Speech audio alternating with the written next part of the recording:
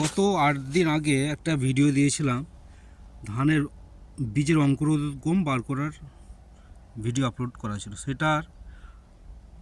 সেই অঙ্কুরোদ্গম বীজ ফেলার আজকে 7 থেকে 8 দিন বয়স। তো কি সুন্দরভাবে বেড়ে উঠেছে একটু দেখুন।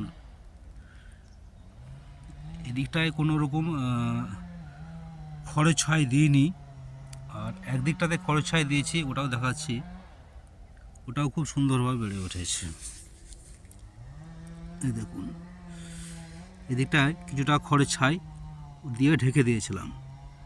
খড়ের ছাই দিয়ে ঢেকে দেওয়ার পর সবগুলো বেরিয়ে গেছে এবং খুব সুন্দরভাবে বেড়ে উঠছে।